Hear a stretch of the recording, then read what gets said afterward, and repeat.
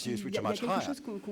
There's something which we don't know and we don't say too often, and that is that consommateurs, les addicts au cannabis, vraiment très installés, ils ont la capacité, quelle que soit la force du THC, dans ce qu'ils consomment, de maintenir un niveau plasmatique aux alentours de 1,5-1,2 nanogrammes par ml, quelque chose comme ça.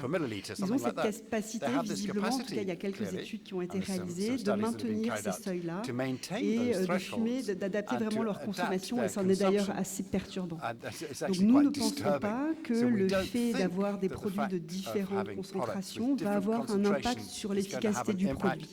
L'efficacité du produit, que vous soyez très chargé ou pas, il va avoir le même rôle pharmacologique, c'est pas magique, c'est pas ésotérique. C'est-à-dire il bloque, quelle que soit l'activité, il va bloquer de la même façon. Nous, on a fait des essais, et des essais chez les animaux, et des essais dans d'autres modèles que je ne vous ai pas montrés, où la quantité de concentration de THC est beaucoup plus importante. Donc cette question-là, elle est validée. Donc, attendons de voir dans la vraie vie. Et aussi ce qu'on voit dans la phase 2B, parce qu'on aura la confirmation, on a des gens qui fument des choses très différentes. Donc nous aurons le résultat de la manip en vrai avec le résultat de la phase 2B. Ce que la concentration de THC dans les produits induit surtout, c'est l'augmentation de la prévalence à développer une addiction au cannabis de façon beaucoup plus importante, et notamment chez les jeunes et chez les adolescents. Enfin oui, bon, après il y a le taux plasmatique et après il y a le taux cérébral. Il va être 100 fois plus fort, en gros, parce que c'est un passage Je voulais poser une question aussi sur la co-administration de nicotine, ou alors au moins de mesurer l'effet de l'oxyde de carbone, comme ça, puisque en Europe globalement, il y a là-bas. Oui. Donc il y a des interactions beaucoup par les cytochromes avec la nicotine. Est-ce que ça vous avez pu le faire, soit modèle cellulaire, murin ou... Non, nous ne sommes pas adressés à ça. Tabac, a priori, mais alors nous n'avons pas adressé des co-activités ou des interactions avec la nicotine. Non, nous n'avons pas fait ça. L'étude sera large, donc on espère qu'on verra des sous-groupes. Enfin, ça permettra d'étudier des sous-groupes. Sachant qu'aux États-Unis, de plus en plus de gens le vapent et le consomment de moins en moins sous forme de weed, fumé tel quel. Voilà, c'est vrai que c'est des consommations un peu différentes. Merci pour votre question, on la prendra en compte, je la remonte à l'équipe.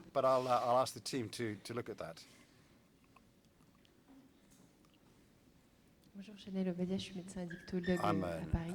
Ma question c'était, est-ce que vous envisagez ce traitement-là plus comme un traitement à l'initiation d'un sevrage, ou ce serait plutôt un traitement long cours? Alors, l'idée c'est d'induire un sevrage. Donc c'est de le donner à des personnes qui souhaitent arrêter pour leur faciliter l'arrêt. Et ensuite, je ne suis pas médecin addictologue, donc j'ai moins d'expérience dans cette pratique-là, mais de ce que nous en avons discuté en interne avec nos experts. De plus en plus de médecins et d'addictologues visiblement prescrivent de plus en plus des traitements qui peuvent aller jusqu'à 1 an, 1 an et demi, 2 ans. Donc c'est de s'adapter et de faire la même chose que ce qui est fait par exemple avec Chantix, où on a des prescriptions renouvelées en fonction de l'arrêt des personnes et en fonction de leurs besoins et comment ils le ressentent. Mais oui, à la base, c'est censé être une molécule qui permet d'arrêter sans effet de manque et sans troubles liés au sevrage en fait. Merci beaucoup. Moi j'avais juste avant de terminer une question parce que j'étais un peu frustré sur le plan du mécanisme d'action de cette molécule. On sait, continuer un peu la question de monsieur, le CBD se lit sur le récepteur CB1 sur un site allostérique bien déterminé et votre produit, se lit sur un autre site. Oui, je sais, c'est 2 sites. Il y a 2 sites allostériques, un pour le CBD, un pour la prégnance. Mais je voulais savoir les interactions entre les 2 sites. C'est un peu la question. Les interactions entre les deux, quelques manips qu'on a fait il n'y a pas d'interaction. Inhibé partiellement donc la transmission du récepteur CB1, et est-ce que la prégnance est additive? Is pregnenolone addictive? Le CBD est actif. Non, le CBD ralentit, diminue l'effet du récepteur. C'est un allostérique négatif. A negative allosteric. Oui, c'est ça, oui, c'est un effet allostérique négatif. It's a negative allosteric effect. like Donc je voulais savoir si your c'est molecule. additif. I just wondered whether it was additive, not addictive. Sorry. I don't know. We haven't done that. So this will be, I think, another point that we could raise. Et donc nous allons demander à Rafael maintenant, Maldonado, qui va nous parler donc d'une autre approche pour les addictions. Merci beaucoup. Thank you very much. Thank you to Jean-Pierre and all the organizers who invited me to give me the opportunity to speak to you this afternoon. I'm going to talk to you about a very different approach. It's a different pharmacological approach to try to minimize the side effects of cannabis, and we'll see at the end that this could be used. Cannabis use disorder. Donc, notre idée initiale, c'était pour diminuer les effets du cannabis qui est to reduce the side effects of cannabis as for medical use. Ça, c'était l'idée. That's the idea. Parce que, bon, vous connaissez très bien que la loi est en train de changer. Et maintenant, il y a pas mal de pays that in many countries, l'usage récréatif du cannabis, the recreational use of cannabis is permitted, or the blue countries and states, and it's used in medical environments in the countries in green, and this list is becoming longer. Pour des raisons médicales. Donc, c'est quelque chose qui augmente de plus en plus et qu'il faut le tenir en compte. Donc, seulement au niveau des États-Unis, just in the United States alone, de cannabis avec utilisation médicale. Medical use cannabis. In 2019, there were more than 2 million adults Americans who used cannabis for medical uses, especially for chronic pain. And les cannabis, les THC, va aussi agir sur le récepteur CB1 qui vient d'être expliqué. Et en agissant sur ce récepteur CB1, va avoir d'autres effets très différents qu'on cherche. Different to those which are ce sont des effets au niveau cognitif, ce sont des effets au niveau de l'anxiété, d'autres effets qu'on ne veut pas associer au cannabis médical. C'est là effects which we don't want to associate with the use of cannabis. Usage médical pour quelles raisons? So why would we use cannabis for medical reasons? Well, many reasons. Principale raison, main reason, pour le traitement de la douleur chronic pain. Deuxième raison, second reason, pour le traitement du cancer, mais pour trois raisons. Pour comme antiémétique, as an antiemetic, as an orexigenic and analgesic. Et ça, ce sont les deux raisons principales pour l'utilisation why de cannabis is used mais for medical reasons. C'est énorme, c'est énorme. Il y a des utilisations de cannabis pour le stress post-traumatique, pour l'autisme, pour l'épilepsie, pour la maladie de Parkinson's disease, pour la maladie intestinale inflammatoire, inflammatory bowel disease, multiple sclerosis, Tourette syndrome, pour l'anxiété, anxiety, pour insomnia, énormément de etc. choses. So the list is very, very long. Est-ce qu'il y a une évidence scientifique pour ce traitement? Is there a scientific reason? C'est vrai qu'il y a une évidence something des pathologies très for précises. certain pathologies. Sclérose multiple, yes. Mais il y a un médicament pour ça. C'est une combinaison THC avec CBD. A combination of THC Et with il y a CBD. aussi un médicament pour l'épilepsie. And there's also a medicine for epilepsy. Rare, réfractaire chez les enfants, les syndromes de Dravet et les neurobiologie, que c'est l'administration de CBD. Pour ces deux pathologies, il y a une évidence. Pour le reste, it's obvious why we're using cannabis. Chronic pain, for chronic c'est vrai qu'il y pain, a de plus en plus there de are résultats qui montrent increasingly results that show the ineffectiveness of cannabis on certain manifestations of pain. Pour vérifier, c'est que la plupart des gens commencent déjà à accepter. And this is something that most people are beginning to accept. Antiémétique, l'effet orexigénique, The ce sont des antiémétique, effets démontrés. Mais tout le reste, vraiment, ce sont des études très empiriques. Ça marche. Pourquoi? Ça marche. Mais quelle est l'évidence? Bon, ça marche. Donc, It works. Vraiment, That's all we know. gros But with a big point question mark at the d'interrogation, end. il faudrait ajouter pour la plupart des indications au moment d'aujourd'hui. For most indications today. Bon, l'utilisation, elle est énorme. Using it La quantité de pathologies est énorme. There's Donc, a very long list of on a pathologies. besoin So de we diminuer need to, les and effets urgently need to, secondaires minimize associés the potential à side cette effects utilisation du associated cannabis with médical.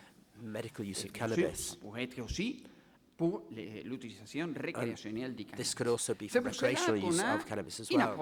approche So we have tout à fait a différente. very different approach Cette now. approche commence dans des études qu'on a This publiées en started 2015 in en studies which neurobiologie, were published in dans lesquelles 2015, on avait démontré where we que bon, demonstrated le THC, that with THC, cannabinol, il va être un agoniste partiel du We récepteur had- CB1, tout le monde connaît ça. everybody knows Mais this. bon, ce qu'on a démontré, c'est We que le demonstrated récepteur that CB1 the est capable de CB1 former receptors des were capable of forming hétérodimères avec les the récepteurs heteromer's, sérotonergiques DA. Et le THC va agir sur tous les D. Le récepteur THC CB1 will hétérodimère. work on Qu'est-ce qui se passe?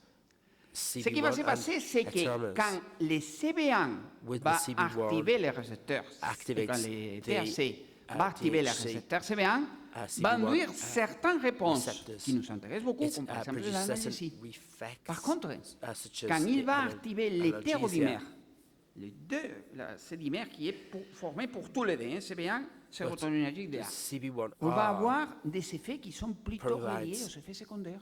mostly Donc, side effects. si on peut casser So, cet if we want to- hétérodimère, on peut to empêcher break que this, cet hétérodimère soit présent, then we on need the pourrait hetero- éventuellement obtenir les effets we need the effects, thérapeutiques the therapeutic en effects, évitant but avoiding certains effets secondaires. certain side Ça, c'est effects. notre approche. Another approach. Et bon, et en 2015, on And avait in publié 2015 we que published certains peptides qui sont très longues certain peptides étaient capables are able to d'éviter to de faire la disrupt rupture de ces hétérodimères CB1 the heterodimer récepteurs CB1R. DA. Et en effet, on avait, à ce moment-là, on avait identifié certains identified peptides, ce sont des peptides certain très longues, long qui, peptides, en principe, ça which devait marcher, mais bon, il y avait des theoretically peptides should qui work, marchaient, il y avait d'autres but there was peptides qui some ne that marchaient worked pas. and some that didn't. Par exemple, on a For example, we had les peptides qu'on avait dit TM6 qui marchaient très bien. TM6 worked Vous very voyez well. You les can see images here the dans images on the les screen. striatons, dans les cortèges frontales. La première, c'est dans des conditions naturelles, c'est avec les véhicules. first is- La deuxième, avec les peptides actifs, tout disparaît, tous les hétérodimères disparaissent. Et par contre, l'autre peptide qui devait faire la même chose, non, il n'y a pas d'effet. But Il y there's a pas no d'effet. effect Vous voyez with la TM7. représentation comme ces peptides 6 These étaient efficaces. TM6 Cependant, was bon, efficient. vous voyez, par exemple, So here you can see les réponses pharmacologiques, the avec pharmacological les responses peptides 6, with peptide, rappelez-vous, 6 c'est six. effectif, 7 n'est pas effectif. 7 Certaines réponses, comme par exemple la réponse analgésique qui nous intéresse, va être exactement la some of même them- avec ou sans les peptides. D'autres réponses, comme par Sometimes we get exemple the answers without l'hypothermie the peptides. ou la modification de l'activité With motrice. a modification of the Et motor on restait pareil, il n'y a activities. pas de modification. Par contre, However, l'effet cognitif, vous savez très bien cognitive que effect l'administration de THC of va produire THC une altération de la produce mémoire. an Vous alteration of the pouvez très bien memory chez la souris. Bon, in cette mice, altération de la mémoire, que and vous pourrez this voyez, alteration of voir the dans memory, la which colonne you'll see in the blanche, right-hand la column, figure en bas, at est bottom, diminuée d'une façon très reduced significative quand on administre significantly notre peptide. when L'effet sur the la mémoire peptide et was aussi l'effet administered, sur l'anxiété, hein, que c'est la and, dernière or courbe as de was réponse. Ça veut dire, anxiety. si on administre So les if we peptides, administer on va peptides, avoir l'analgésie. we will On ne va get pas avoir l'altération analgesia, cognitive, but on ne we va pas don't avoir get a les cognitive effets sur l'anxiété. Ça nous alteration. intéresse. Mais quel est le problème? Le But the problème, problem c'est que ce is sont des that peptides très longs. these are very Ces long peptides, on ne peut peptides, pas l'utiliser comme des and médicaments. they cannot Parce be qu'il used faut as l'administrer medicines directement because au it niveau needs du to be cerveau. Ça, c'est pas possible administered directly pour into the un brain, médicament. and that's Donc not c'est pour possible cela for qu'on a a medicine. développé d'autres So we molécules, developed other molecules optimiser ces peptides, to les faire optimize these stables de peptides façon and métabolique et make capables de them traverser metabolically la barrière stable métaencéphalique. Donc, on a utilisé les techniques que Bernard Roque nous avait expliquées quand j'étais dans son labo à Paris, et qui ont été extrêmement très utiles. L'enseignement de Bernard Roque pour arriver à ces molécules, il faut le dire, c'est sûr que sans les connaissances qu'il nous a transmises, ça ne serait pas possible, ça c'est sûr. Bon, qu'est-ce qu'on a appris de Bernard et qu'est-ce qu'on a appliqué? Bon, on a appris que si on fait les peptides plus courts, il y a beaucoup de possibilités que ça passe. Donc, on va voir avec nos modélisateurs moléculaires quelle est la partie active du peptide pour essayer de raccourcir ce peptide. Deuxième chose, il faut traverser la barrière hématocéphalique. Ça, c'est pas évident. Qu'est-ce qu'on fait? On utilise un shuttle, une séquence de peptides qui est semblable à celle qu'utilisent les virus de SIDA pour traverser la barrière. On prend une petite portion de ces séquences d'aminoacides, de ces peptides, et on la met ensemble avec notre peptide. C'est le shuttle pour traverser la barrière hématocéphalique. Mais il y a un autre problème très important. Il y a énormément de peptidases dans tout l'organisme. Donc, il faut faire des peptides qui ne soient pas dégradés pour les peptidases. Comment on le fait? Vous savez bien que les peptides sont naturels, sont Lego. Isomères Lego. On utilise les stéréoisomères destro. Les peptidases, ils ne vont pas les reconnaître. On va avoir les mêmes citations, mais les peptidases ne vont pas les reconnaître. C'est un peu les stratégies qu'on a utilisées. Je vous dis, certaines de ces stratégies, c'était Bernard Roque, longtemps qui nous l'avait montré. Donc, une autre chose importante, c'est qu'on donne un peptide. Un peptide peut donner des réponses immunologiques. Donc, il faut éviter les réponses immunologiques. Ça, c'est le défi qu'on a.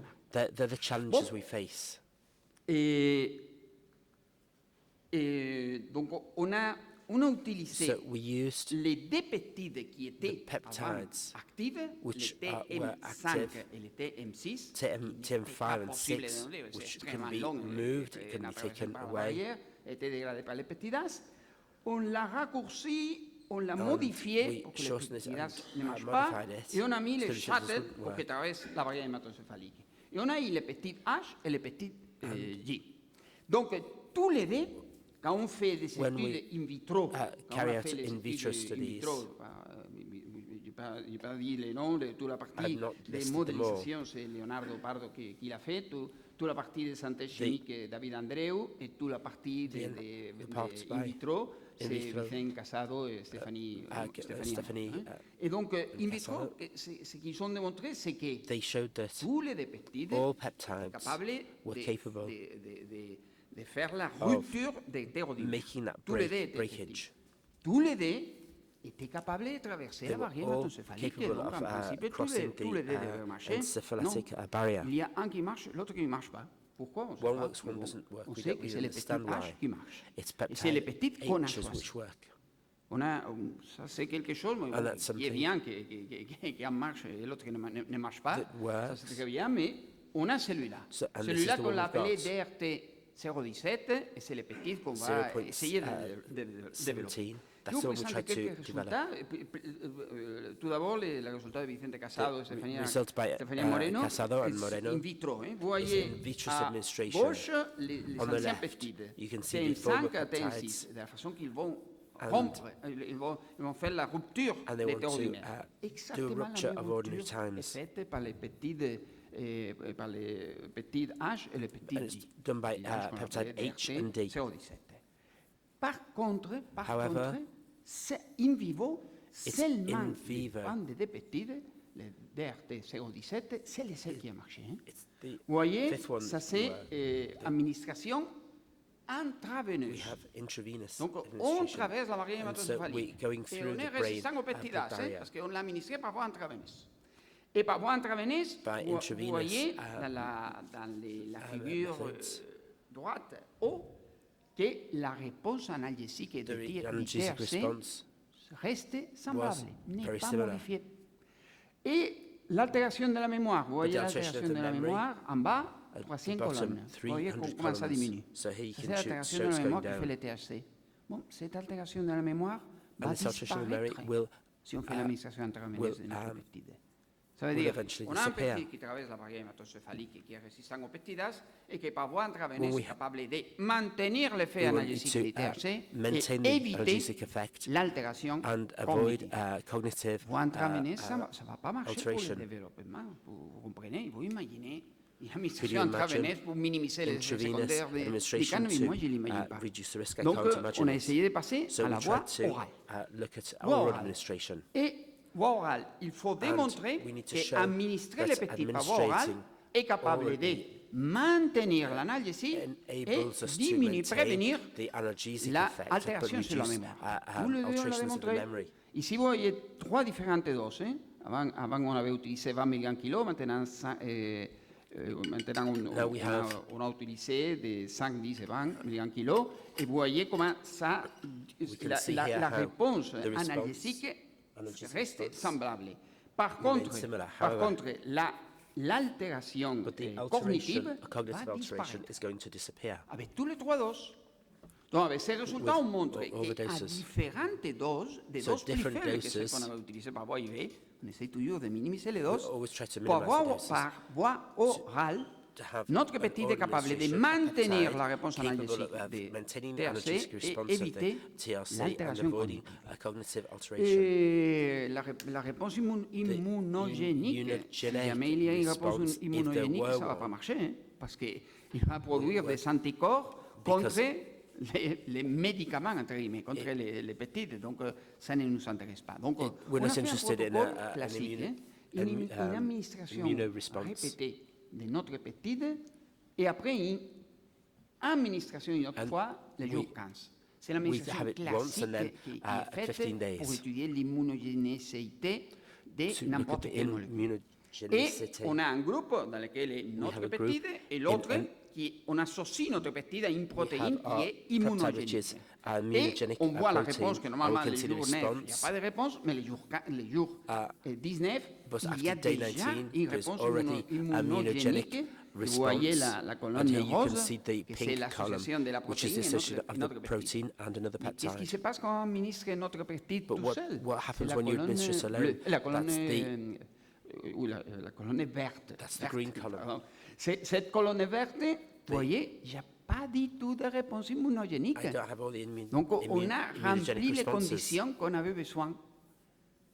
Un petit par voie orale, maintient les effets analgésiques, prévient l'altération cognitive, ne produit pas de réponse immunogénique. Bon, ça c'est un aigu, ça ne sert à rien, parce qu'on a besoin d'une réponse chronique. Sinon, ça ne sert à rien.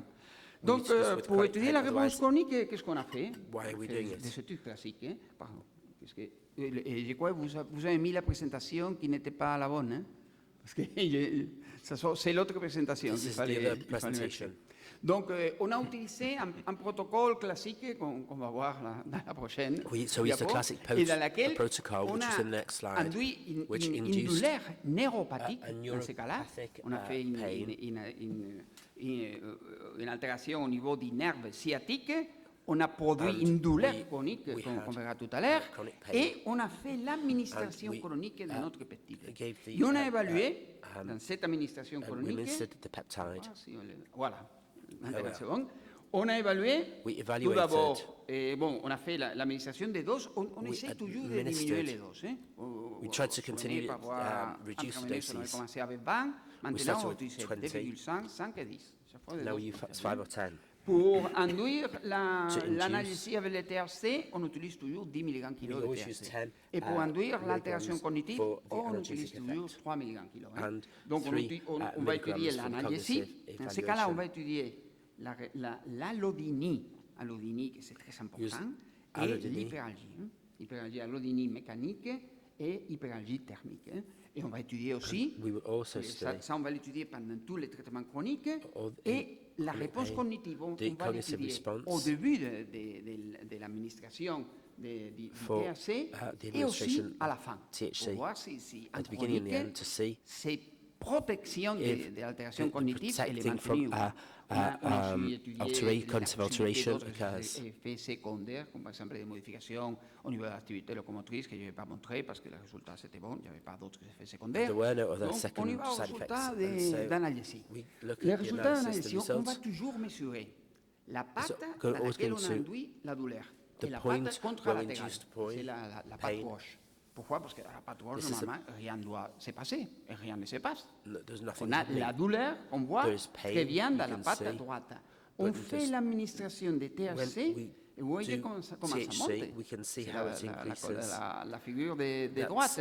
Il y a un effet analgésique et cet effet analgésique est maintenu après les différentes doses de l'administration de notre médecine. Il y a même, c'est ici difficile à voir, mais il y a même une diminution de la tolérance au THC qui est écrite depuis très longtemps.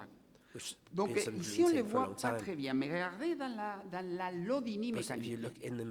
La lodynie pour nous c'est le plus important que l'hyperalgie. Et dans la lodynie mécanique, vous voyez, patte gauche, rien ne se passe, patte droite, on voit l'effet analgésique, une tolérance au effet analgésique des THC, et on voit que l'administration des peptides ensemble avec les THC diminue le développement de la tolérance. Donc, pas seulement on maintient l'analgésie, on va diminuer le développement de la tolérance sur la lodynie. Réponse cognitive. Qu'est-ce qui se passe au niveau de la réponse cognitive? À droite, numéro 1, numéro 1, c'est quand on étudie la réponse cognitive au début du traitement. À droite, numéro 2, à la fin du traitement. Vous voyez, au début du traitement, deux réponses, on voit très bien la protection de l'effet cognitif, l'effet amnésique qui fait le THC. Qu'est-ce qui se passe à la fin, après un traitement chronique? Il y a une augmentation de ces protecteurs. Vous voyez, les colonnes sont pliotes à droite qu'à gauche. Donc en chronique, ça marche mieux. En analgésie, mais aussi en protection de la réponse cognitive. Bon, pharmacokinétique. Bien sûr, il faut toujours, pour développer un produit, il faut savoir ce qui se passe au niveau plasmatique. On a des résultats préliminaires.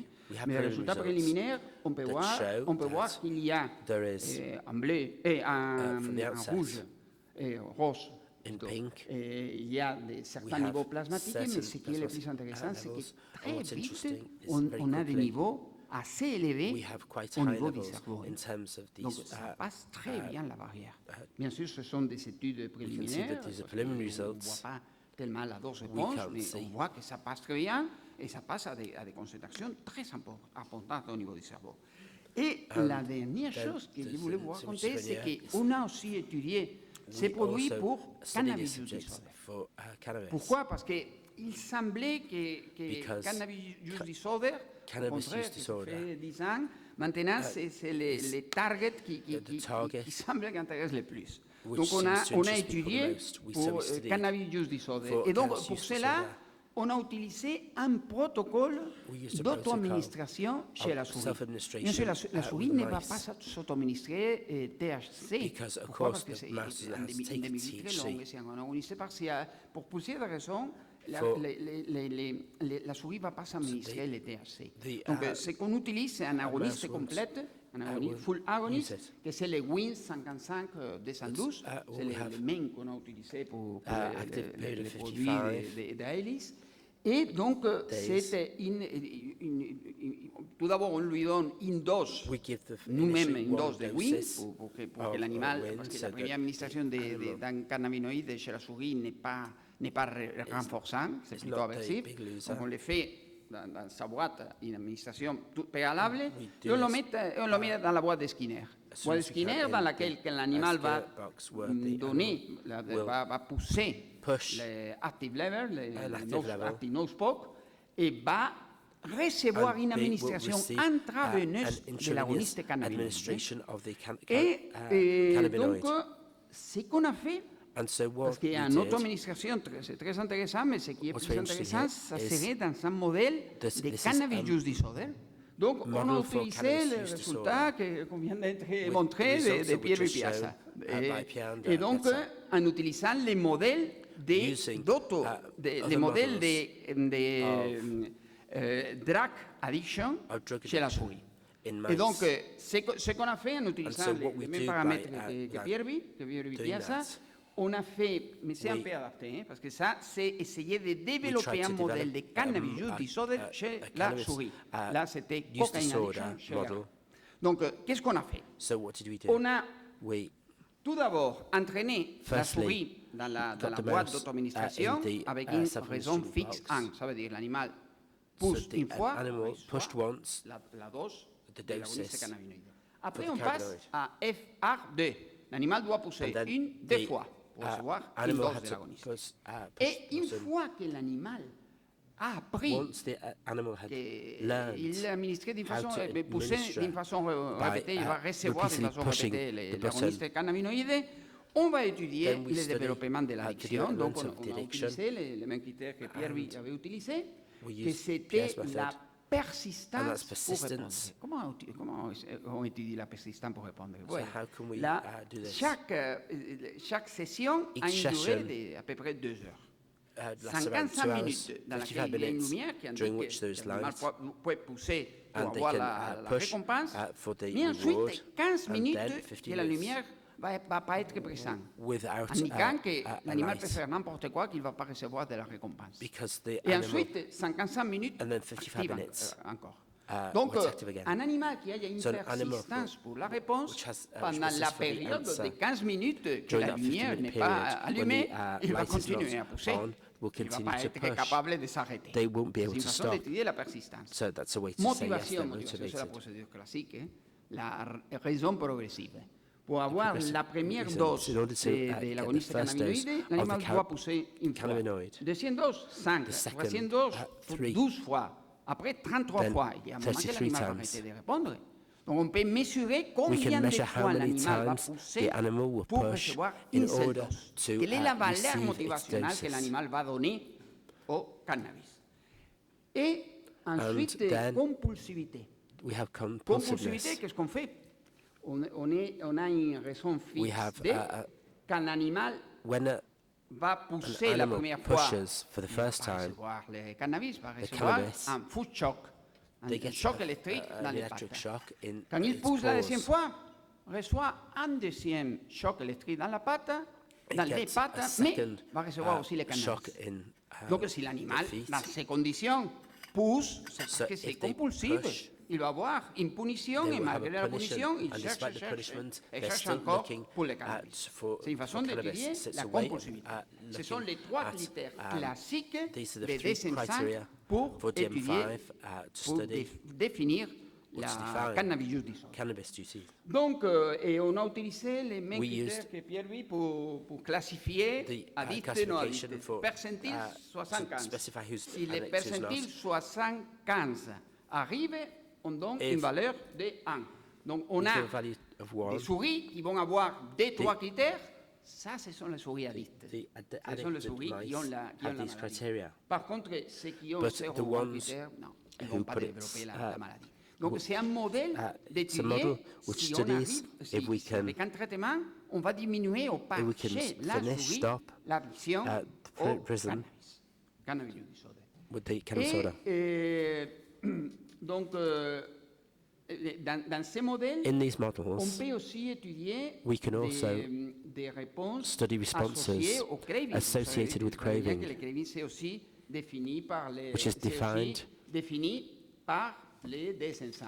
Et pour ça, on va étudier la résistance à l'extinction. On va supprimer la réponse de l'animal. Quand il voit qu'il n'y a pas de cannabis, il va pousser. Et ensuite, on va faire la restatement.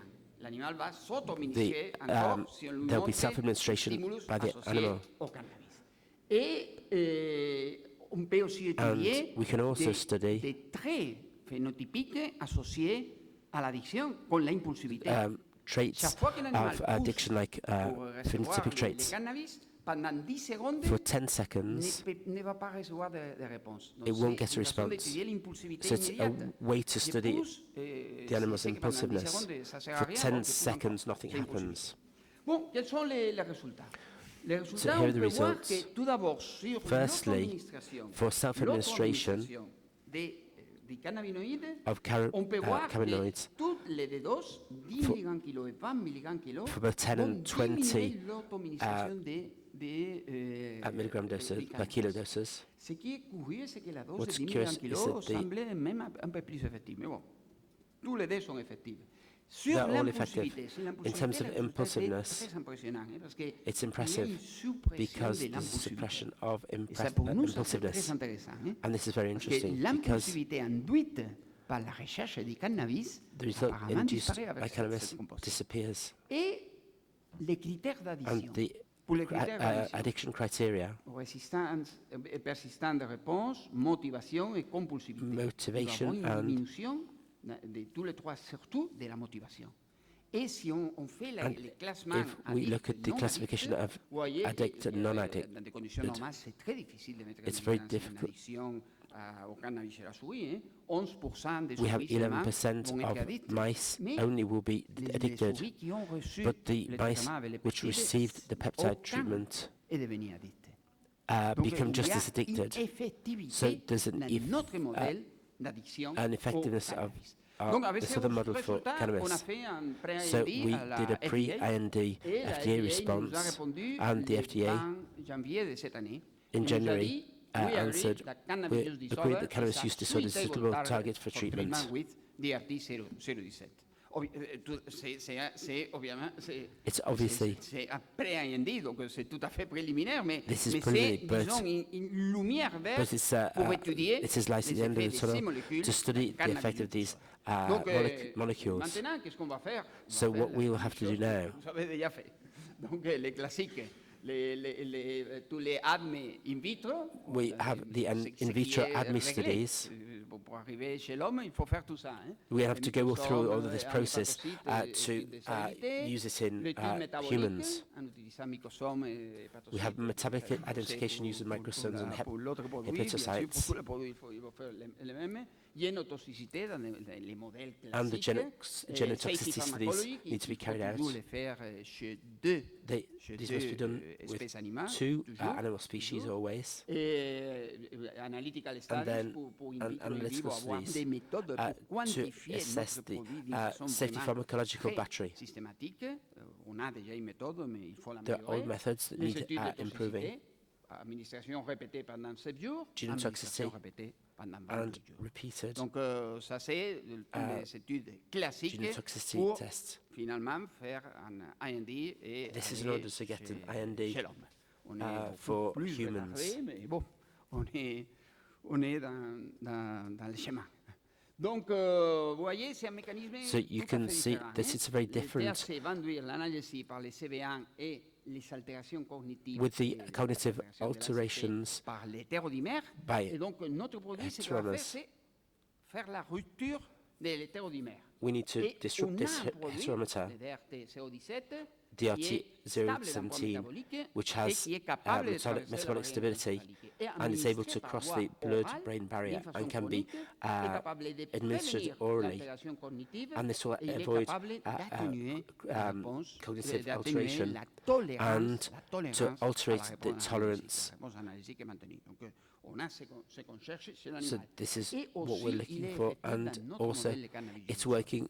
The FDA said pour étudier, pour that we évaluer can la use it possibilité to d'utiliser ce produit pour cannabis use disorder. cannabis. Vous imaginez, ça c'est une étude dans laquelle And this is a study de collaborateurs which had a large number of Mon collaborators. équipe et surtout celle qui a fait toutes And les études d'auto-administration, c'est Elena Martin. Elena Martin juste was the à person côté de moi who à droite. is next to me on the right here Études d'auto-administration chez la souris, de tous with, les, for the de response in tous les mice. produits. Et bien, toute la partie chimique, c'est And the David Andreu, chemical parts is, Leonardo Pardo, toute la partie de modélisation David Andreu, moléculaire, Vicente Leonardo Casado, Stefania Moreno, Stefania toute Moreno, la, and toute la partie Vincent Casado d'in vitro. for the in vitro Et part. maintenant, on a And développé une petite boîte dans laquelle so we've Maria Rayo et Patrick set up a Serra small ont essayé business where we try d'arriver à développer ces molécules. to develop these molecules. Merci beaucoup. Thank you.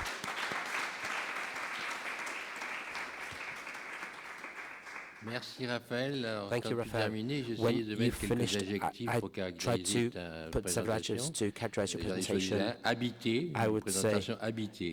You were very. Ben voilà, on ouvre la discussion. Sorry. Yeah. Hi. Very nice presentation, very impressive set of data. I just have a question, especially in J'ai the une context of the question IND dans le package. contexte du package So, IND. Oh, sorry. Can you hear me well? I didn't hear you the last. Je n'ai pas entendu votre question. Yes, I apologize. So I was going to ask you, J'allais vous demander, especially in the context dans le of contexte du IND package IND, about immunogenicity. So qu'est-ce que you vous show parlez by de la ELISA that homogénéité? you don't have any antibody responses. Est-ce qu'il y a des réponses anticorps?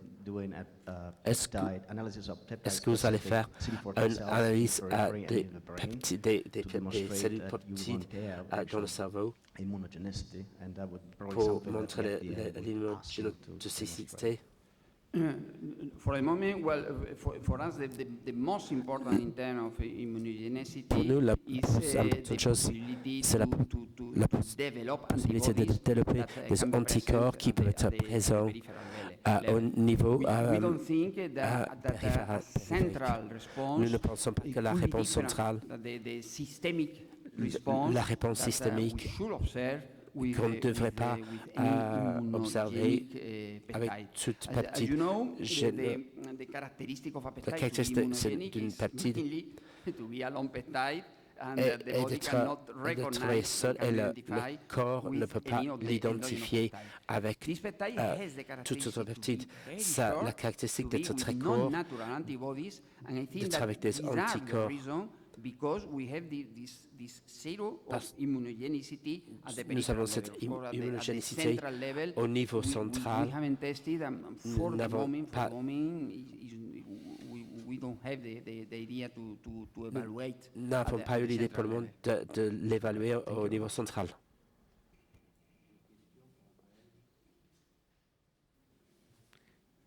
Il n'y a pas d'autre, mais je voudrais vous demander.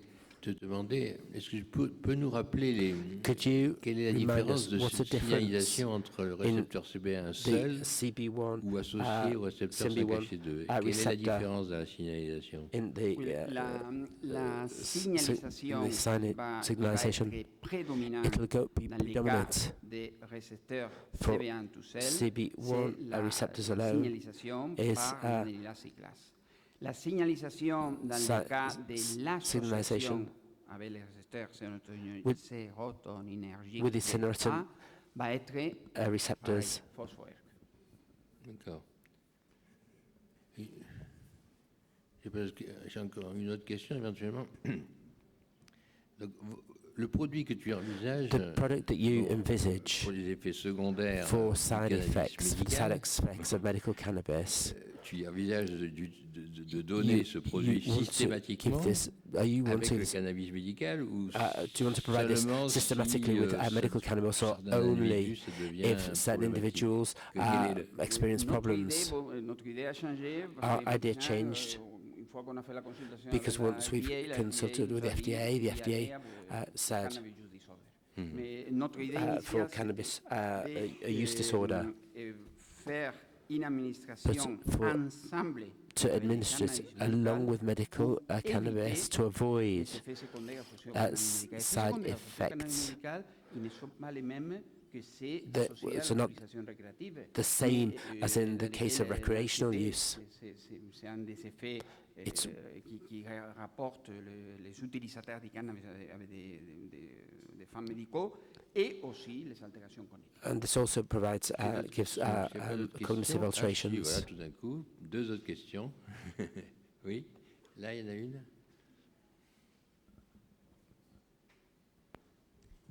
Oui, bonjour. Gilles Anton, je suis la représentante des patients dans l'expérimentation cannabis médical actuellement en France. Là, vous parlez de mettre systématiquement aux patients qui ont une prescription de cannabis médical. Quel est le temps en fait, de réponse du produit? Parce qu'il y a quand même un certain nombre de patients qui sont environ 50% qui n'ont aucun effet secondaire. Oui, tout à fait. C'est une administration, en principe, c'est une administration de notre produit when our une product fois is qu'un administered, effet secondaire est présent. Ce produit, bien et sûr, pas au mais départ. c'est une administration ensemble. they're administered together. Il y a l'effet secondaire qui There's apparaît. the second et side là, effects which appear, on fait l'administration ensemble. so, and then you du produit et du cannabis administer médical. both medicines together. Ouais. Je vous remercie d'avoir cité la lodini Thank dans you les for intérêts, mentioning parce que c'est the Lodini. certainement l'effet de la douleur qui est le plus Because difficile it's, aujourd'hui à juguler par the, n'importe quel traitement the et most n'importe difficult quelle pain technique. Et to deal effectivement, with. que vous ayez fait l'analyse sur la lodini est particulièrement pertinent. Je vous remercie. Merci.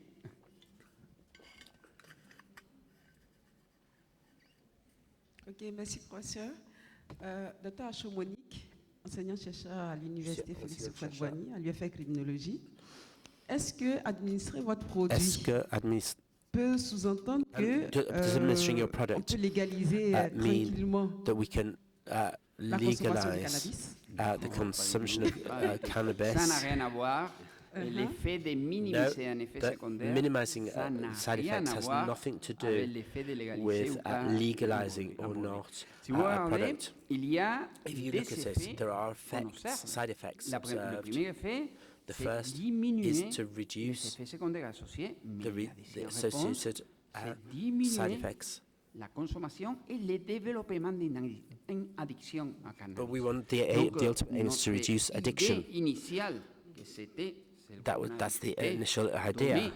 ensemble avec le cannabis With médical, medical cannabis, ça sera pour le futur. that Parce would que be pour for the l'instant, future ce qu'on because va for the moment, étudier, c'est what we're la studying is possibilité the possibility d'utiliser les of produits using the pour product cannabis use for disorder. cannabis use disorders, Pardon? Pour réduire les effets, juste les effets du cannabis? to reduce the effects Normal? of cannabis. Oui, pour les, on va commencer We're going to à begin. regarder si notre produit Our peut product diminuer aims la to consommation de reduce the cannabis. consumption of cannabis. Une personne qui consomme cannabis. Et donc, si notre produit va diminuer, if our donc, product on arrive à un résultat positif. Si jamais provides on arrive à un résultat positif, positive ça result, pourrait être le chemin pour passer then au deuxième this point. could then On be- voulait être le premier. we C'est want to, of administré course, be the ensemble avec le first, cannabis médical. Mais use je with crois qu'il medical jamais cannabis, pour l'effet but de never, diminuer les effets, dans ce cas-là, les effets renforçants ou les effets de perte de contrôle du cannabis. the effects Et of les losing effets secondaires, control on of va cannabis. on ne va pas, disons, donner des arguments pour We légaliser don't ou to pas. give Ça n'a rien à arguments voir to avec legalize or l'usage not. récréatif That's not the aim En here. fait, je pose la question parce que de plus en plus, certains États Increasingly, certain vont vers la states dépénalisation du cannabis. are Alors que plus on dépénalise, plus les depenalizing individus consomment. the Donc, use of si on cannabis. réduit les effets, But if we, si on réduit les je effets, comprends. ça veut dire aussi que les gens peuvent consommer. Non, if non, we mais, reduce the mais- effects, then that means mais- people can les consume it, effets can't they? secondaires, oui, mais les effets secondaires Bon, une dernière question. But the side le effects, cannabis sont beaucoup plus que l'effet cognitif et l'anxiété. Donc, non, je pense que ça ne va I pas think être that utilisé it's comme not going to argument be used as pour an légaliser ou argument pas. Hein, to légaliser ou pas legalize un- its un use or not. Merci pour votre présentation. J'ai juste une Thank question. you for your Le presentation. système I have endocannabinoïde est très question personnel for the, par rapport à un cannabinoids. patient donné et peut différer totalement It could en fonction des differ patients. according the response could differ On sait que le according to système patients. endocannabinoïde aujourd'hui The, chapeaute d'autres systèmes. Vous avez parlé du système de la sérotonine, we mais talked il about chapeaute d'autres serotonin, systèmes, la and there dégradation are du other sucre de graisse, systems for le breaking système de down la dopamine. sugar and fat. Donc effectivement, And là vous visez uniquement here le you're système de la looking sérotonine, les récepteurs at au niveau de serotonin. la sérotonine d'après ce que j'ai compris. As I Qu'en understood est-il it, des autres what about other relations avec les autres systèmes que le système endogène et juste une remarque, c'est vrai que les effets secondaires side effects peuvent être des indications ultérieures. Par rapport, later on a vu que indications pour les patients qui for prennent patients who du cannabis take thérapeutique, therapeutic effectivement, il y a pour cannabis. certains, et For some of ça them, change énormément d'un patient à l'autre, this can change from des one effets de person to another. somnolence, There's the les effets effect de of somnolence et l'amélioration finalement in, de la qualité de sommeil peut insomnia. être une indication ultérieure, the alors quality of que, sleep can be an indicator un effet secondaire. of Donc c'est un peu the complexe. side Donc, effects. c'est vrai que votre exposé Your parle des effets presentation secondaires talks about the side systémologiques, effects, alors qu'en réalité c'est très divers but en fonction in d'un reality, patient à l'autre. things la change réponse from one est très patient différente. to another. Tout à The fait. response is very Tout à different fait from one d'accord. patient to another. Mais I on agree with you. cible, je commence pour la deuxième question et après on passe à la première. Et on cible en particulier, target in particular. et je mets ensemble un peu les deux questions. on cible we en target particulier des effets secondaires. the side effects, Altération cognitive, cognitive alteration, effets sur l'anxiété. and Pour le 2 reste, anxiety non, parce que, effects. vous The voyez, par rest, exemple, no, les we activités don't, locomotrices, on sait qu'on ne va pas toucher. because En théorie, les theoretically, sédatifs, en théorie, on ne va pas les these toucher. sedative En théorie. effects, Donc, c'est pas, jamais je vais dire ça va éliminer les effets secondaires, pas du tout. it Ça va doesn't hit toucher in this deux case. effets secondaires It en only particulier. affects Et 2 ce side sont des effects. effets secondaires que And les these are side effects that utilisateurs, les users utilisateurs du cannabis récréatif, bien recreational sûr, les cannabis rapportent, qui vont les rapporter, mais également les utilisateurs du will cannabis report médical this. And also, rapportent des altérations cognitives moins que also, les utilisateurs medical récréatifs les rapportent. cannabis users will report this. High. Il parle, non, j'ai une anxiété parce que j'ai senti un high. Ça les felt rapporte a high. les This was consommateurs reported de by cannabis médicinal. medicinal use cannabis users.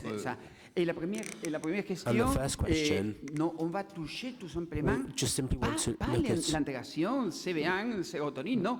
On va toucher just tout simply want to simplement, look at, beaucoup moins que ça. On va toucher tout simplement to la formation d'un the hétérodimère. Tout le reste, on formation ne touche pas. of Bon, merci beaucoup, Raphaël. Donc, on va passer à la dernière communication de Dr Cyril D'SOUZA.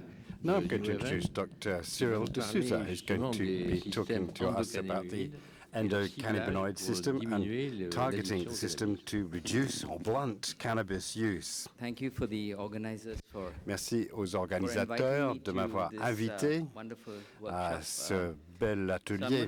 Je vais vous parler de ce que j'ai appelé blunting, le trouble d'usage du cannabis. Je ne parle pas bien en français, mais j'explique. Il y a un jeu de mots ici. Blunting, c'est atténuer le cannabis, mais en même temps, un blunt, c'est une cigarette au cannabis. Okay, all right. Okay, so Donc, I should start by je devrais commencer en reconnaissant toutes les personnes ou tous les organismes qui ont apporté leur soutien, les organismes, les industries, la fondation, etc.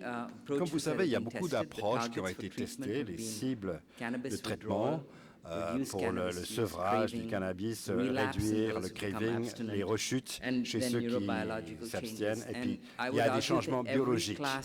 Je pense que toutes les classes de médications psychotropiques ont été testées pour les troubles d'usage du cannabis, mais il n'y a pas de traitement approuvé. Vous avez entendu des présentations très intéressantes par le professeur Maldonado, et vous avez entendu parler du 117, ce sont des voies prometteuses. Alors, pour le système endocannabinoïde, vous savez qu'il y a 2 récepteurs et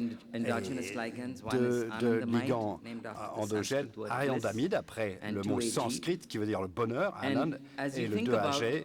Et lorsque vous pensez à ce qui se passe au système cannabinoïde du point de vue neurobiologique, vous voyez ici, si c'est un PET in vivo,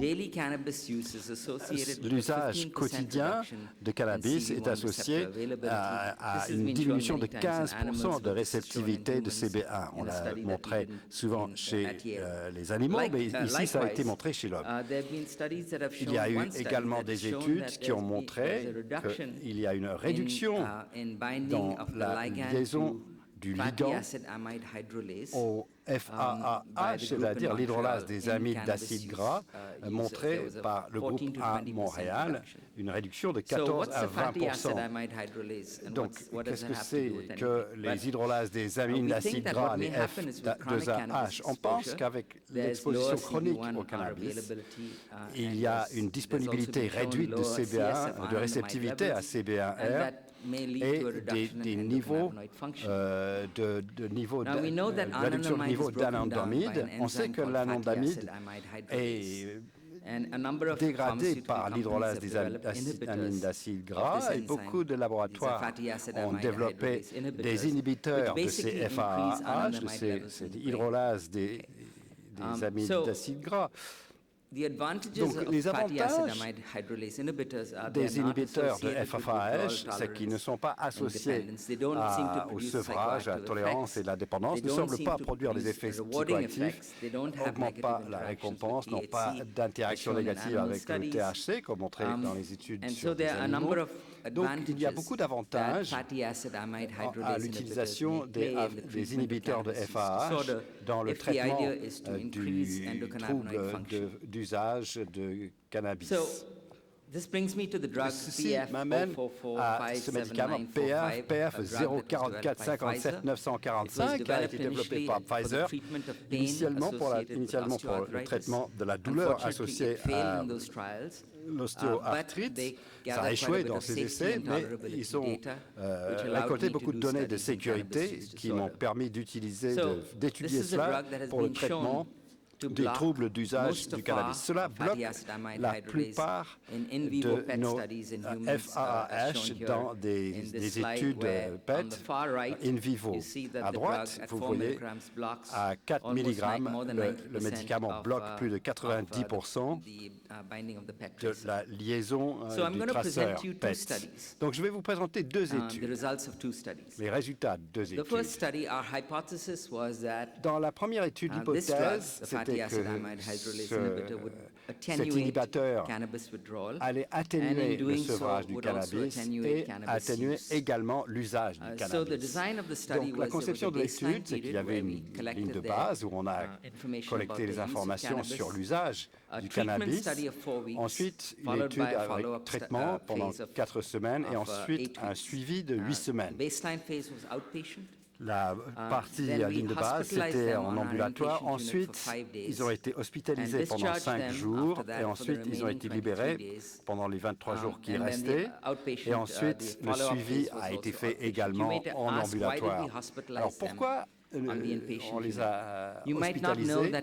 Vous ne savez pas, mais le sevrage du cannabis est très variable. Certaines personnes ont une expérience, un syndrome très robuste, d'autres pas du tout. Donc on a fait plusieurs choses. On a demandé aux individus qui ont participé à l'étude d'avoir une histoire d'au moins 2 épisodes de sevrage au cannabis dans le passé, quand ils ont essayé d'arrêter de fumer ou de prendre du cannabis. Pour avoir une idée, pour savoir si ce médicament allait atténuer le sevrage, on les a amenés à l'hôpital et on a arrêté de façon très abrupte leur usage du cannabis. Et ensuite, on les a libérés et ils répondaient à la deuxième question de notre hypothèse pour savoir si ce médicament allait réduire les rechutes chez des gens qui étaient devenus abstinents après presque une semaine d'hospitalisation. Dans notre échantillon, on l'avait donné pour l'instant à des hommes avec un diagnostic de DSM-4 de troubles d'usage du cannabis modéré à sévère. Il fallait avoir au moins 1 ou 2 épisodes de sevrage. Leur drogue d'usage principale devait être le cannabis, pas l'alcool, pas le tabac, et pas d'autres maladies mentales graves. Et on a fait une randomisation de 2 à 1. Pour les deux qui recevaient le placebo, il y en a un qui recevait le principe actif. Et on a vu quel était le niveau de leur volonté d'arrêter le cannabis. On a utilisé une échelle pour mesurer leur motivation et on l'a stratifié en fonction de ça. On avait plusieurs résultats, je ne vais pas rentrer dans le détail, mais je vais rapporter les résultats les plus importants liés à l'hypothèse. Est-ce que ce médicament atténuait les effets de sevrage et l'usage de cannabis à l'avenir? Voici le graphique qu'on voit, c'était randomisation 2 pour 1, c'était une petite étude que j'ai faite à Yale. On avait 58 sujets qui ont participé, 20 ont terminé sur le bras placebo, et peut-être presque le double qui ont terminé dans la partie traitée. Il n'y avait pas de différence significative entre les deux groupes sur la ligne de base. Ils fumaient à peu près 4 joints par jour de cannabis, et nous avons également mesuré leur niveau urinaire de TCH-OH, le métabolite de THC, qui a été corrigé pour la créatinine. Comme vous y attendriez, et pour référence, l'inhibiteur FAAH est en rouge et le placebo en bleu, et ça sera le cas pour tous ces slides. L'inhibiteur FA a fait ce qu'il fallait, c'est qu'il a augmenté les niveaux d'anandamide plasmatique, alors que le placebo n'a pas eu d'effet sur les niveaux d'anandamide plasmatique. Donc on sait au moins que le médicament faisait ce qu'il était censé faire. Oh yeah. Okay. So remember, the cannabis withdrawal phase was during la the phase de inpatient sevrage, phase. c'était pendant l'hospitalisation. Lorsqu'ils sont arrivés à l'hôpital, shown here, ici, on voit le début de l'abstinence, c'est là où ils n'avaient plus de cannabis disponible. Et ce que nous savons typiquement du syndrome de sevrage, c'est qu'en général, il y a un pic pendant les 2 premiers jours, et ensuite, ça s'atténue au cours des semaines qui viennent. L'inhibiteur F2OH a atténué le sevrage en fonction du checklist de sevrage avec le principe actif en rouge et le placebo en bleu pendant la phase hospitalisée de l'étude.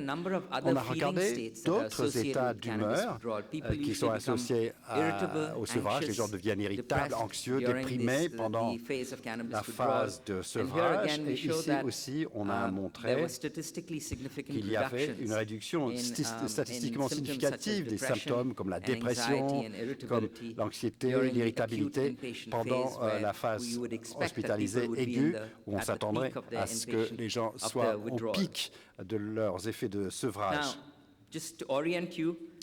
Pour vous orienter ici, en abscisse, vous avez le temps, ligne de base, la zone grise, ce sont les 5 jours d'hospitalisation et ensuite, le reste du temps, ils ont été libérés en ambulatoire. Et vous voyez qu'ils sont venus, ils fumaient à peu près 4 joints par jour. Comme ils étaient hospitalisés, ça s'est réduit à 0. Et une fois qu'ils ont été libérés, beaucoup ont repris l'usage du cannabis. Et vous voyez ici que l'inhibiteur FA a eu un effet statistiquement significatif sur la consommation auto-rapportée de cannabis pendant les 4 semaines de traitement. Il faut noter que pour entrer dans l'étude, il fallait qu'ils aient utilisé au moins 1 joint par jour au préalable. Les gens qui ont reçu l'inhibiteur FA n'ont pas augmenté leur usage de cannabis plus de 1 joint par jour, mais le placebo a continué à augmenter son usage de cannabis. C'est difficile de se fier à l'auto-rapportage parce qu'évidemment, il y a beaucoup de problèmes. Donc, on a également regardé des niveaux, des mesures objectives d'usage de cannabis en mesurant les niveaux de THC, C2OH urinaires. Dans le groupe traité, cela diminuait après un plateau. Sur la condition du placebo, ça a continué à augmenter et les différences étaient statistiquement significatives.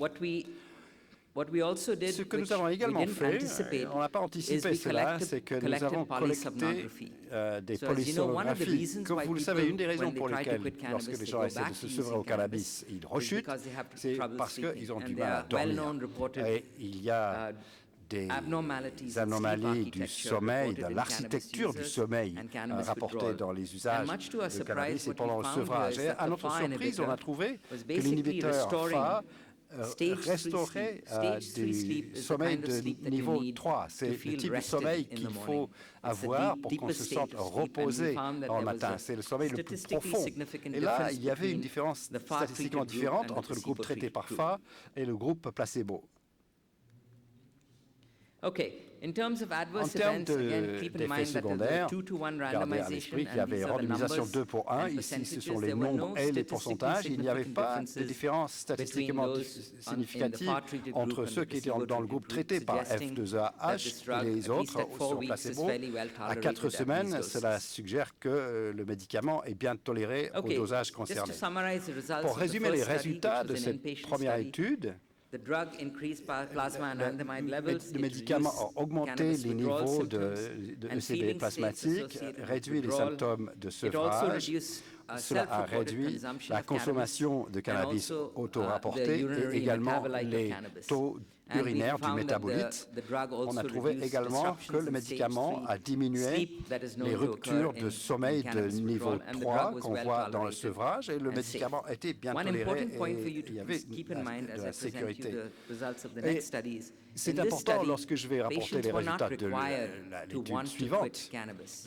On So ne these demandait were not pas aux treatment patients de seeking vouloir In contrast, quitter in this next l'usage study, du cannabis. Ce n'étaient pas des patients qui Yeah, so recherchaient a couple of limitations. des In études. this study, we Il y only a quelques studied men. limites. On They a were not required étudié to be que des hommes. Il n'y treatment avait seeking. pas There was no d'exigence qui adjunctive soit à la recherche de psychotherapy traitement, pas or de behavioral thérapie interventions, and additionnelle the treatment associée. duration was Et only la 4 durée weeks. du traitement, In c'était this seulement next de 4 study, semaines. which Dans la was a deuxième 2B semaine, study, qui we était consulted the une FDA phase and 2B, initially on a thought that this was consulté a phase la 3 study, FDA. and On they pensait que c'était une corrected étude us de phase and 3. Ils thought ont that dit this non, was non, more c'est likely plutôt a phase une étude 2B de study. phase 2B. This was a study C'était une that étude involved adults qui with cannabis use disorder. impliquait des adultes qui souffraient de troubles d'usage du cannabis. Ils recherchaient les traitements, ils voulaient arrêter. L'étude durait 8 semaines, comparée aux 4 semaines de l'étude précédente. Et là, on a inclus des hommes et des femmes. Donc, pour vous orienter vers la conception de l'étude, il y avait une phase de dépistage de la ligne de base, suivie de 8 semaines de traitement, ici en vert, suivie d'une phase de suivi. Donc, chaque individu devait essayer de quitter, d'arrêter. Notre sentiment, c'est qu'aucun médicament on ne va pas arriver à un résultat s'il n'y a pas la volonté. Donc, il fallait qu'ils essayent d'arrêter. Ils ont signé un contrat qu'ils allaient arrêter, essayer d'arrêter. Donc, on a inclus des hommes et des femmes qui recherchaient un traitement et beaucoup des autres critères appliqués à la première étude s'appliquaient également à cette deuxième étude. Donc le choix, c'était du cannabis, essentiellement le fait de fumer du cannabis et pas du vapotage, parce que comme vous le savez, il est très difficile de quantifier l'usage du cannabis dans des études de troubles du cannabis, alors que l'alcool vient dans des volumes de 20 ml, par exemple. Pour la plupart des boissons, on sait quel est le contenu en teneur en alcool. C'est la même chose pour le tabac, mais ce n'est pas le cas pour le cannabis. On avait deux résultats que l'on recherchait. On voulait regarder la fréquence d'usage et de consommation quotidienne de cannabis auto-rapporté et les taux urinaires de THC-C2OH. C'est très difficile de mesurer l'usage du cannabis. Et après beaucoup de discussions avec la FDA et avec d'autres collègues, on a décidé que le meilleur des résultats, c'est quelqu'un qui vous dit combien de fois ils ont utilisé, pas la quantité, combien de THC, non, mais combien de fois ils ont utilisé le cannabis. Chaque fois que les gens ont allumé un joint, ça a été compté comme une fois. Donc s'ils ont allumé le joint 3 fois, ça a été compté 3 fois. Je voudrais que vous soyez conscients des défis quand on fait ce genre de recherche. On a utilisé quelques un appareil, un modèle pour essayer d'estimer la mesure. On a des joints prémesurés avec différentes tailles où les gens devraient estimer la quantité qu'ils ont utilisée par jour. Et ça a été fait par un assistant de recherche. Donc, l'occurrence d'usage a été définie que chaque fois quelqu'un a assuré un joint ou un blunt, préparé un bong ou un bol. Je crois qu'on utilisait même même terme en français. Donc en termes de démographique, il n'y avait pas de différences statistiquement différentes entre les deux groupes. Et là aussi, c'était une randomisation 1 pour 1, pas 2 pour 1. Les groupes étaient équivalents en termes de sévérité de troubles d'usage du cannabis. Il n'y avait pas de différence significative entre les groupes. Il y a beaucoup de choses dans ce slide montrant que nous avons enregistré 600 individus avec 4 sites, Columbia, Johns Hopkins, Caroline du Sud et Yale. Après 608 individus, 230 ont été randomisés. De ces 230, nous avions un total de 178 qui ont terminé l'étude. Certains ont été retirés pour des raisons différentes. Certains se sont retirés spontanément et certains ont été perdus. C'est ce qui se passe classiquement dans des essais cliniques. Donc nous avions 180 individus qui ont terminé le traitement avec l'inhibiteur FA et le placebo. Encore une fois, pour vous orienter, le placebo est toujours en bleu et l'inhibiteur de FA, encore une fois, l'hydrolase des amides d'acide gras, toujours en rouge. Donc on mesure ici de teneur en cannabis, le THC dans les urines. On voit des différences statistiquement significatives entre le placebo et l'inhibiteur FA. Mais on n'a trouvé aucune différence entre l'usage de cannabis auto-rapporté. Donc ici, on rapporte un écart entre l'auto-rapportage d'usage du cannabis et la véritable exposition. Quand on pense à savoir quelle est la mesure la plus précise, on se dirait peut-être les niveaux dans le sang ou dans l'urine du métabolite, et l'inhibiteur FA a réduit l'exposition au cannabis par rapport au placebo, mais pas l'usage auto-rapporté. On a pu penser, quand on regardait la quantité de cannabis utilisé, évidemment il y a beaucoup de limites, il semblait qu'il y avait un effet qui allait dans le sens de notre hypothèse, que l'inhibiteur FA réduisait les quantités de cannabis auto-rapportées par rapport au placebo. On n'a pas trouvé de différence entre les deux groupes sur les estimations quotidiennes d'usage du cannabis. Donc, une des choses qu'on a faites dans l'étude pour s'assurer que les sujets prenaient leur médication, c'est qu'ils recevaient un appel visio, et ils prenaient leurs médicaments pendant qu'ils étaient en visio pour qu'on puisse confirmer qu'ils avaient bien pris les médicaments, et cela nous permettait de poser d'autres questions. Par exemple, sur la quantité de cannabis qu'ils ont utilisé, on n'a trouvé aucune différence significative dans les taux de sevrage de cannabis utilisant le checklist de sevrage. Tout le monde s'est amélioré, qu'il fût sur le placebo ou avec FA. On a regardé le craving en utilisant le questionnaire de craving de marijuana. On n'a pas trouvé de différence entre les deux groupes. Les cravings diminuaient pour tout le monde avec le temps. En termes maintenant d'effets secondaires, on n'a pas trouvé de différence statistiquement significante entre le FA1 inhibiteur et le placebo. Pour l'insomnie, les rêves étranges qui interviennent souvent lors d'un sevrage au cannabis. En termes de troubles psychiatriques, il n'y avait pas de différence significative en termes d'irritabilité, d'angoisse, d'anxiété augmentée ou de dépression entre l'inhibiteur FA et le placebo. Pas de différence statistiquement significative. Donc je vais résumer les résultats de cette étude. Alors, le groupe FA, l'inhibiteur FA, avait des niveaux du métabolite qui étaient significativement inférieurs. Il n'y avait pas de différence dans l'usage du cannabis auto-rapporté. En termes de résultats secondaires, il semblait y avoir une réduction d'anxiété, ça je ne vous l'ai pas montré, était sûr, et c'était bien toléré, mais on n'a pas trouvé de différence significative concernant les problèmes du marijuana, le crevage, le craving. Je ne vous ai pas montré les données, mais l'actigraphie, pendant les 8 semaines de l'étude, dans nos études préliminaires, ne permettait pas de voir les différences dans les mesures d'insomnie. Ce n'est pas la même chose que les polysomnographes, mais on n'a pas trouvé de différence. Mais on va comparer les résultats de ces deux études. Dans la première étude, nous avons inclus des gens qui n'étaient pas en recherche de traitement. On les a obligés à s'abstenir et nous avions une évaluation nette pour mesurer le sevrage et pour mesurer les rechutes. Dans la deuxième étude, nous n'avons inclus que des gens qui voulaient abstenir et donc il y a peut-être plus de validité écologique.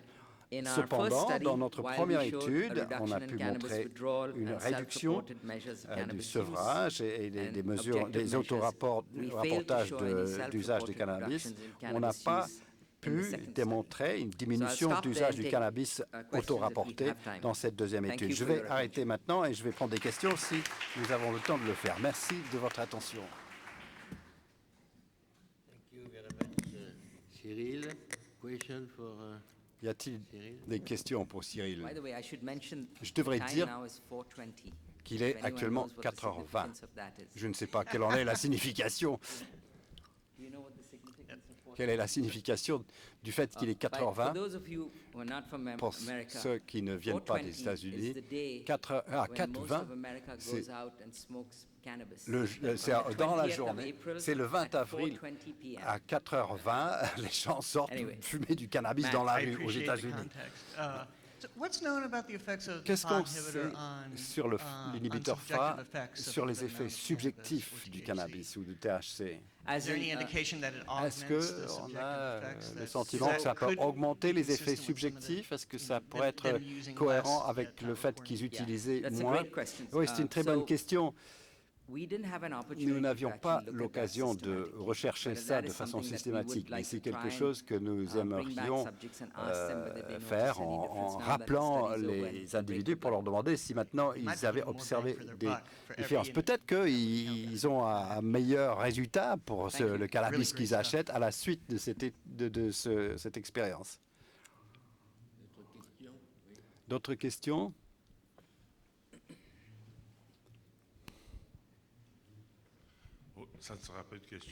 Not so much a question. I'm an addictologue and I'm one of the organizers of the conference. I simply wanted to say that I am very stunned by the quality of the three presentations and the prospects that they offer. Very clearly, the modern societies haven't finished with cannabis. And the extraordinary ability of human genius and science to adapt to the new challenges ahead of us, because we're not moving towards a reduction in the use of cannabis. That's quite obvious, whether it's because of the regulations changing and so on, and the prospects that you're opening up and the hopes that suggests are quite extraordinary. So I would like it to be the same for alcohol and nicotine, even if there are some opportunities. But I think the three presentations give us a glimpse of a hope for the future, and it's absolutely fascinating. And I'd like to thank you very much for your work, and thank you for having accepted our invitation to come and present this at ATHS. And we are looking forward very much to seeing you in 2 years' time to say how far you've gone with your trials and your experiments. So thank you very much. No. No. Thank you so much for all the work, the different approach, and he is really looking us in 2 years to have news about our different projects and approach. And many thanks for being here and is an extraordinary opportunity and hopes for the future, because we are not at the moment in the societies of a decrease of cannabis use. So it's very important, and we really thank you very much for being here. Merci. Please tell the funding agencies. Il dit merci, il dit il faudrait le dire aux agences qui financent nos travaux. Une question sur les inhibiteurs. Est-ce que vous avez essayé d'utiliser cela pour d'autres indications? So that's a great question. Oui, évidemment, c'est une bonne question. Both our studies Les deux études se concentraient sur l'usage du cannabis seulement. Comme vous le savez, les gens qui utilisent le cannabis utilisent aussi la nicotine, de l'alcool. Dans nos études, on a permis aux gens d'utiliser d'autres substances tant que cela n'était pas un usage problématique. Donc nous avons les données, on va revenir voir s'il y avait un impact sur l'usage de nicotine et d'alcool. Merci pour cette question. Thank you very much for your participation. We have another meeting next. We have a few minutes. Thank you very much. Thank you. Thank you so much. Did you try